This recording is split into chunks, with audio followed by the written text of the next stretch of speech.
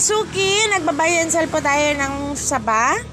O yan, may dumating na saba. Ayan. May 200 kilos po ata. Ayan, tignan nyo po. Ang gaganda ng mga saba natin. Hindi lang po saba, nagbabayansal kami. May din, mga gulay. Tulad ng ayan, kalabasa. Ayan. Marami po ako stock kalabasa ngayon, mga suki. Ayan.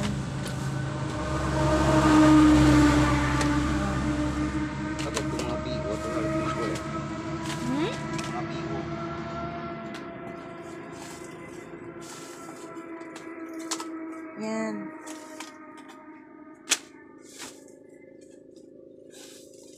Ba siya pa?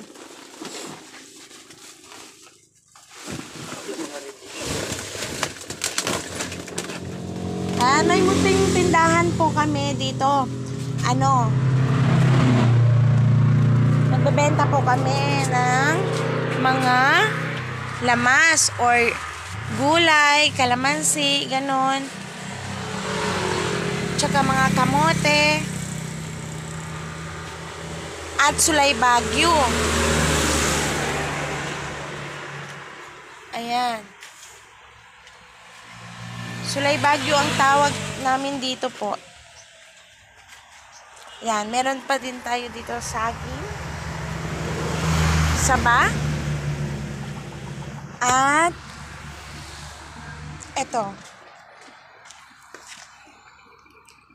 Yan, mga kasuki. Marami tayong saging ngayon.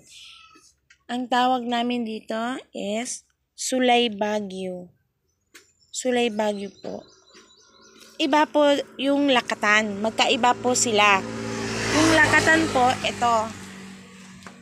Ayan. Yan po ang lakatan. Ito po yung sulay. Yan. May kamatis din po kami. Oil. At kamote. Kahapon lang to mga suki, yung kamote.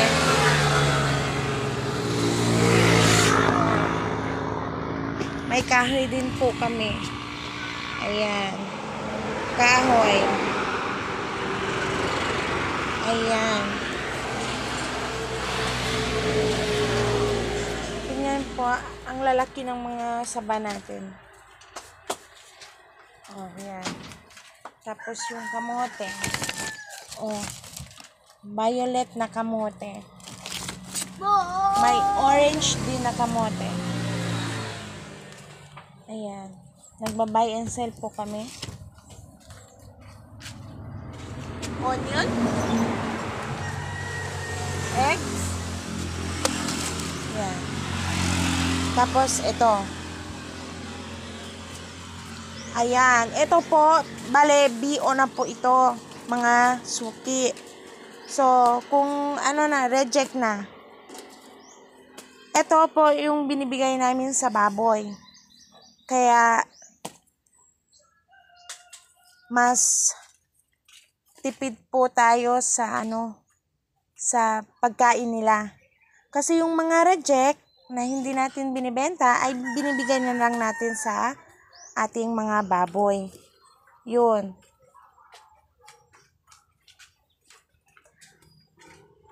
Bale, mura lang ang saba dito mga suki.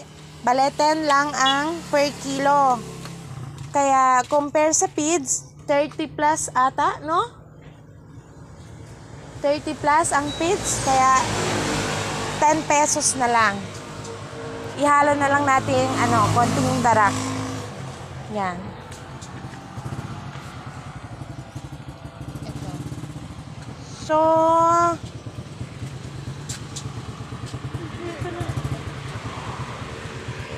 cosa se?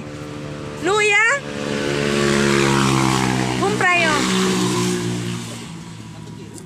¿Cuánto el kilo luya? 60? Caro man? Baka ano po ay ng Pueblo, 80, 90. Ha? Oh, luya. Pakain ka rin.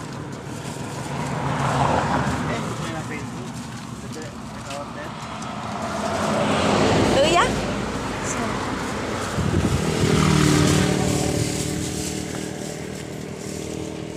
Grande.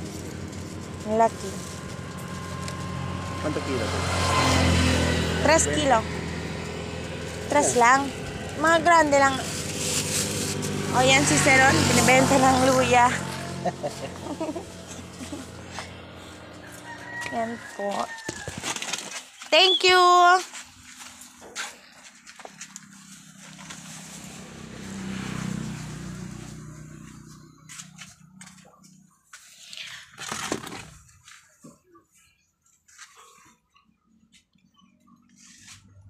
Okay, bye-bye na mga ka-viewers. Hanggang dito na lang. See you in next my video. See you next video po mga kasuki.